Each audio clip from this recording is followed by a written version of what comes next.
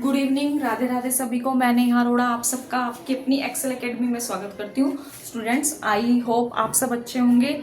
अब हम +1 क्लास में केमिस्ट्री में टॉपिक कर रहे थे क्लासिफिकेशन ऑफ एलिमेंट्स।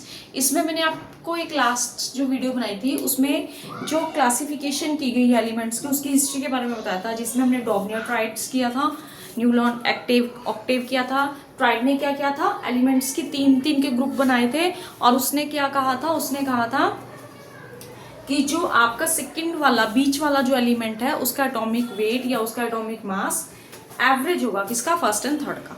लेकिन वो भी उसकी कुछ डिसएडवांटेजेस थी।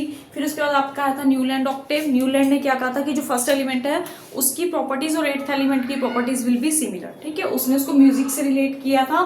फिर वो भी कहीं ना कहीं कुछ डिसएडवांटेजेस आ गई थी तो फेल हो गया था। उसके बाद आपका नया आया था, that was the Mendeleev periodic table.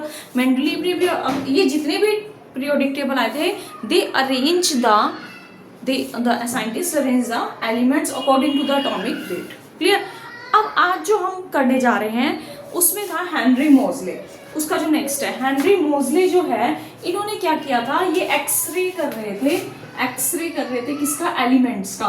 तो इन्होंने क्या देखा था स्टूडेंट्स, इन्होंने देखा था कि जो हमारी फ्रीक्वेंसी होती है, एक्सरेज की जो फ्रीक्वेंसी होती है उसका रूट डायरेक्टली प्रोपोर्शनल है किसके, एटॉमिक नंबर के। क्लियर। तो ये किसने कहा था, हेनरी मोजले ने। अभी तक जितने भी हमारे पास साइंटिस्ट आए थे सब ने एलिमेंट्स की क्लासिफिकेशन की थी अकॉर्डिंग टू एटॉमिक वेट और you can say according to atomic mass. लेकिन हेनरी मोजले ने जब एक्सरे ले रहे थे एलिमेंट्स का, तो उन्होंने देखा था कि जो उनकी फ्रीक्वेंसीज का जो रूट था वो डायरेक्टली प्रोपोर्शनल था एटॉमिक नंबर के। अब उस टाइम पे क्या होता था स्टूडेंट्स, उस टाइम पे हम जितना भी मतलब किसी भी एलिमेंट की जब कुछ एक्सपेरिमेंट करते थे तो फ्रीक्वेंसी के बेस्ड पे करते थे। ठीक है, लेकिन ये एटॉमिक नंबर आने के बाद हमें पता चला था कि एलिमेंट्स की क्लासिफिकेशन जो है वह एटॉमिक वेट या एटॉमिक मास पे ना करके किस पे की गई थी, एटॉमिक नंबर के ऊपर की गई थी। ठीक है, तो अब जो क्लासिफिकेशन, अब जैसे आप देखते होंगे एटॉमिक, जब हम क्लासिफिकेशन ऑफ एलिमेंट्स करते हैं, जब हम पीरियोडिक टेबल की बात करते हैं तो हम किसके अकॉर्डिंग करते हैं, एटॉमिक नंबर के अकॉर्डिंग। ठीक है, जब भी हम उनकी कन्फिग्रेशन लिखते हैं तो सबसे पहले हमें क्या पता होना चाहिए, एटॉमिक नंबर। एटॉमिक नंबर का मतलब हमें क्या पता होनी चाहिए, number of protons. Clear, because atomic number is equal to number of protons. तो जो ये क्लासिफिकेशन है हेनरी मोजले की, दैट वाज एटॉमिक नंबर। अब जो हमारे पास मेन जो हमारा अब पीरियोडिक टेबल आया था, that was the modern periodic table. ठीक है, अब जो हमारा मॉडर्न पीरियोडिक टेबल था स्टूडेंट्स, ये क्या था, इसमें हमने अरेंज किया था एलिमेंट्स को according to the atomic number. ठीक है, और इसकी जो डेफिनेशन थी वो क्या थी, रिपीटेड किया गया था एलिमेंट्स को। ठीक है, repetition of physical and chemical properties after the fixed interval of in the periodic table. क्या कहा गया, रेपिटेशन ऑफ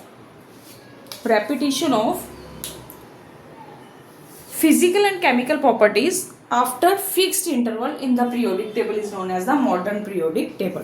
और आप इसको दूसरे वे में क्या कह सकते हो, दूसरे वे में आप इसको कह सकते हो कि हमने एलिमेंट्स को अरेंज किया according to the atomic number. ठीक है, अब स्टूडेंट्स इसमें एक आपका आता है पीरियोडिसिटी।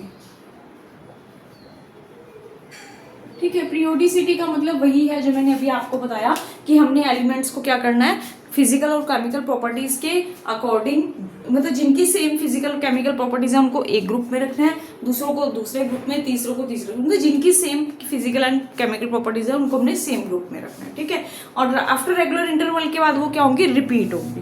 तो दैट इज द पीरियोडिसिटी। अब हमारे पास स्टूडेंट जो हमारा पीरियोडिक टेबल है, आपने देखा होगा हमारे पीरियोडिक टेबल में 114 एलिमेंट्स हैं। क्लियर, आपने सबने देख रखा होगा पीरियोडिक टेबल कुछ हमारा इस तरह से होता है।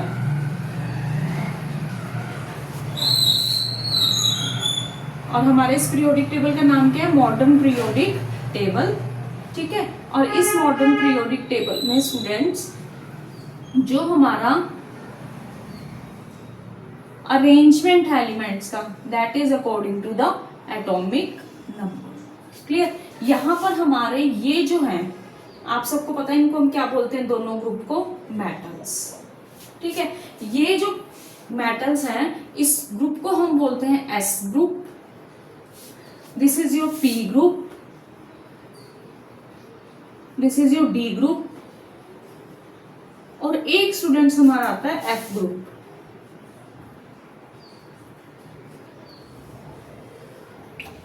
ठीक है, अब हमारा क्या होता है, एस ग्रुप हमारा दो में डिवाइडेड है। एक तो आपका हो गया मेटल्स, दोनों ही मेटल्स के हैं, लेकिन एक को हम बोलते हैं अल्कली मेटल, सेकेंड ग्रुप को हम बोलते हैं एल्केलाइन अर्थ मेटल। ठीक है, ये सारे आपके हैं पी ग्रुप, तो इसमें आ जाएगा 1 और 2 ग्रुप। फिर यहाँ पे 3 से लेके आपका 12 ग्रुप आ जाएगा, फिर आपका 13 ग्रुप, 14, 15, 16, 17 एंड 18 ग्रुप, ये आपका आएगा पी। तो अगर कोई आपसे क्वेश्चन करे कि एस ब्लॉक में कितने ग्रुप हैं, 2 ग्रुप हैं, एक ठीक है 1 एंड 2 दोनों मेटल्स कहलाएंगे, और एक अल्कली मेटल और दूसरा alkaline earth metal. P group में कहां से स्टार्टिंग होगी आपकी 13 टू 18, क्लियर। और इसमें पी ग्रुप वालों को हम क्या बोलते हैं, नॉन मेटल्स बोलते हैं। इनको हम क्या बोलेंगे, डी ग्रुप वालों को ट्रांजिशन एलिमेंट्स भी बोलते हैं। डी ग्रुप में हमारे मेटलॉइड्स भी आते हैं, और ये जो एफ ग्रुप है that is the inner transition elements, clear. अब स्टूडेंट्स हमारे पास जो एस ग्रुप है, मैंने अभी आपको क्या कहा था, पीरियोडिसिटी क्या होती है, repetition of similar physical and chemical properties after a regular interval of time. अब कैसे, जैसे हमने एग्जांपल लिया, यहाँ पे मेरे पास हाइड्रोजन है, फिर लिथियम ले लिया, फिर उसके बाद हमने ले लिया स्टूडेंट सोडियम, फिर पोटाशियम, फिर रेडियम, देन सीजियम, क्लियर। तो आपका इसका एटॉमिक नंबर आपको पता है 1 है, इसका 3 है, इसका 11 है, इसका 19 है। अब इनकी जो अरेंजमेंट है ना स्टूडेंट्स 1, 3, 8, इसमें ना मैजिक नंबर आते हैं। आप इनको कैसे याद रखोगे, मैजिक नंबर के थ्रू। मैजिक नंबर का मतलब है 2, 8, 8, 18 दैट इज 32। सबसे पहले देखिए, अगर आपका एटॉमिक नंबर 1 है तो आपने उसमें 2 ऐड किया तो 3 बन गया, 3 में 8 ऐड किया 11 में 8 ऐड किया 19 में अगर आप 18 ऐड करोगे दैट विल बी 37 में अगर आप 8 ऐड करोगे 18 दैट विल बी 55, क्लियर। और इसके बाद जो आपका आएगा दैट विल बी ऑफ 87,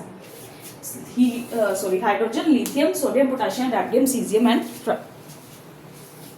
ठीक है। उसके बाद आपका आता है स्टूडेंट्स इसमें, अब मैं आपको कहती थी कि रेगुलर इंटरवल के बाद देखिए इन सब की जो कॉन्फ़िगरेशन है ना, अगर हम कॉन्फ़िगरेशन की बात करें, इसकी कॉन्फ़िगरेशन है 1s, इसकी है 1s2 2s1, इसकी है 1s2 2s2 2p6 3s1, similarly इसकी हो जाएगी 1s2 2s2 2p6 3s1 3p6 then 3d 10 and 4s1, फिर आपका 5s1 आ जाएगा, क्लियर। तो लास्ट का जो इलेक्ट्रॉन है वो कौन सी सब शेल में जा रहा है, s सब शेल में जा रहा है। उसमें नंबर ऑफ इलेक्ट्रॉन्स कितने हैं, 1 है लास्ट में, ठीक है। तो इनकी वैलेंसी भी कितनी हो जाएगी, 1 हो जाएगी। तो सबकी प्रॉपर्टीज, एक ग्रुप है ना, ये एक ग्रुप में एक जैसे एलिमेंट्स को रखा हुआ है जिनकी प्रॉपर्टीज सेम है, मीन्स सबकी वैलेंसी 1 है, सबकी इलेक्ट्रॉनिक कन्फिग्रेशन लास्ट शेल की सेम है, सबका इलेक्ट्रॉन लास्ट शेल का s में है, ठीक है। अगर मैं नेक्स्ट की बात करती हूँ, सपोज मैंने ले लिया बेरिलियम, मैग्नीशियम, कैल्शियम, बेरिलियम का 2 दैट इज 4 दैट इज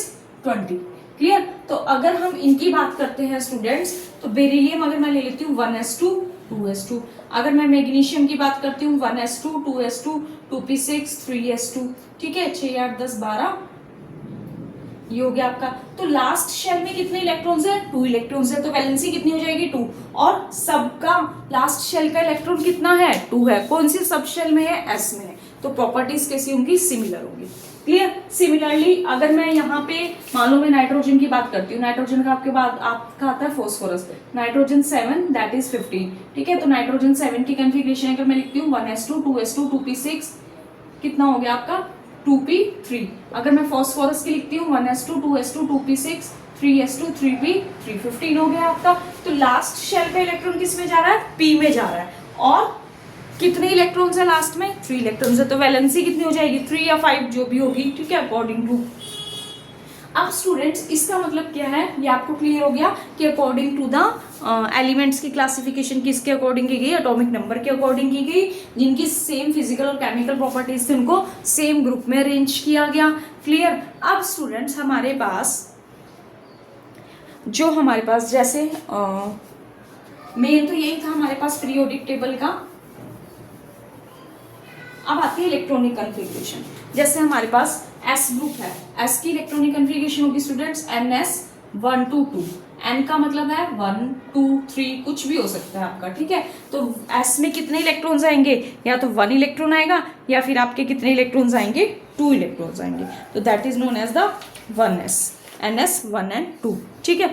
अब आपका नेक्स्ट आता है, जैसे मैंने अभी आपको करके भी दिखाया था कि लिथियम के केस में अभी मैंने लिया था, तो कितनी थी कन्फिग्रेशन, 2s1, ठीक है, 1s2 2s1। अगर मैं ले लेती हूँ किसी और का केस ले लेती हूँ मैग्नीशियम का, तो 1s2 2s2 2p6 3s1 या 3s2, ठीक है। तो इसमें कितने आ रहे हैं 2, लास्ट शेल में इलेक्ट्रॉन इसमें कितने आ रहे हैं 1। तो n का मतलब तो नंबर आ जाएगा 1 2 3। s का मतलब s शेल में कितने इलेक्ट्रॉन होंगे, या तो 1 होंगे या 2 होंगे, क्योंकि s में 2 से ज्यादा इलेक्ट्रॉन्स नहीं आएंगे। अब आता है आपका p ग्रुप की कन्फिग्रेशन। तो p ग्रुप की कन्फिग्रेशन देखिए, जब भी मैं लिख रही हूँ तो मेरा ns तो कंप्लीटली फिल्ड है, ठीक है। उसके बाद np, p में इलेक्ट्रॉन कहाँ से आएंगे 1 to 6 तक, क्योंकि आपको पता है maximum number of electrons p में कितने जा सकते हैं, 6 तक जा सकते हैं। तो आपका क्या बन जाएगा NS2 NP 1 to 6। अब कुछ और एग्जांपल लेके हम देख लेते हैं। जैसे हमारा क्लोरीन है 17, 1s2 2s2 2p6 3s2 then 3p5, 17 हो गया। तो यहाँ पे p5 आ गया। इससे पहले वाले में p4 p3 p2 p1 आ जाएगा, ठीक है। फिर नेक्स्ट वाले में क्या चला जाएगा, p6 चला जाएगा। तो इलेक्ट्रॉन्स p में कहाँ से आने शुरू हो रहे हैं 1 से 6 तक, लेकिन उससे पहले s is completely filled, that is NS2। जैसे यहाँ पे 3s2, यहाँ पे भी 3s2, यहाँ पे 2s2। क्लियर। अब हम देखते हैं कन्फिग्रेशन, जनरल कन्फिग्रेशन किसकी, डी ब्लॉक की। तो डी ब्लॉक की जब कन्फिग्रेशन हम लिखेंगे स्टूडेंट्स, तो उसमें हम लिखेंगे NS, थोड़ी सी डिफरेंट है इसकी, NS2 N-1D, ठीक है। अब इसकी कन्फिग्रेशन हमने कैसे लिखनी है स्टूडेंट्स, N-1D 1 to 10 और इसमें 1 to 2। कैसे देखिए, यहाँ पे मैंने कहा 3 से स्टार्ट होगा 12 तक आपका जाएगा। इसमें हम लेंगे scandium, titanium, vanadium, chromium, manganese, iron, nickel, cobalt, iron, nickel, scandium, titanium, vanadium, chromium, manganese, iron, copper, nickel, cobalt, zinc, ठीक है। Scandium, titanium, vanadium, chromium, manganese, iron, nickel, cobalt, iron, cobalt, nickel, copper and zinc. Clear. तो अब students हमारे पास हम किसी की भी configuration ले लेते हैं। सपोज मैंने आपको पता है क्रोमियम और कोबाल्ट, कॉपर की जो है वो एक्सेप्शनल कन्फिग्रेशन है, ठीक है। तो अगर मैं स्कैंडियम की लिखती हूँ 21, 1s2 2s2 2p6 3s2 3p6, कितने हो गए 18, 21 है तो आपका बनेगा 3d2 4s1। ऐसे तो हम 3d3 भी लिख सकते थे, लेकिन 4s में डाल के हमारा क्या हो जाएगा, हमारा क्या बन जाएगा स्टूडेंट्स। और आपको पता है कि हम पहले किसको लिखेंगे, यहाँ पे मैंने कन्फिग्रेशन में NS लिखा है पहले, तो हम पहले किसको लिखेंगे, S को, फिर हम लिखेंगे D को। ऐसा क्यों होता है, आपको पता होगा बोहर-ब्यूरी रूल है, N+1L रूल। उसके अकॉर्डिंग जिस ऑर्बिटल की एनर्जी कम होती है पहले उस ऑर्बिटल को फिल करते हैं। तो S की energy as compare to 3D कम होगी, तो पहले S को फिल करेंगे, then we will fill 3D2, ठीक है। तो अब इसमें देखिए NS, इसको तो हम बोलेंगे अल्टीमेट शेल, और ये बन जाएगा हमारा पेन अल्टीमेट शेल, ठीक है। अगर मैं इसमें 4s को फिल करते तो 4s 1 to 2, ये क्या बन जाएगा 3d 1 to 10। 3d का मतलब n-1 मतलब 4 - 1। क्लियर। तो मैंने क्या कहा कि d ऑर्बिटल की जो कन्फिग्रेशन होती है ns को पहले फिल करते हैं, d को बाद में फिल करते हैं। और इसमें हमने जैसे एग्जांपल ले लिया स्कैंडियम का, तो 3d2 4s1। तो कन्फिग्रेशन क्या बनेगी, ns में 1 या 2 इलेक्ट्रॉन आएंगे, d में 1 to 10 तक इलेक्ट्रॉन्स जाएंगे। Clear. So that was for the modern periodic table. और स्टूडेंट्स ये तो हमारी हमारे कौन कौन से साइंटिस्ट थे जिन्होंने हमें पीरियोडिक टेबल दिया। सबसे पहले जो साइंटिस्ट आए थे उन्होंने हमें अकॉर्डिंग टू एटॉमिक मास या एटॉमिक वेट के अकॉर्डिंग हमारी क्लासिफिकेशन की पीरियोडिक टेबल की, लेकिन बाद में हमारी क्लासिफिकेशन किसके अकॉर्डिंग हो गई थी? मॉडर्न पीरियोडिक टेबल की हमारी हो गई थी एटॉमिक नंबर के अकॉर्डिंग। तो आजकल भी जो हमारा पीरियोडिक टेबल है that is according to atomic number. Clear? Now in the next video we will start the properties of periodic table. Thank you.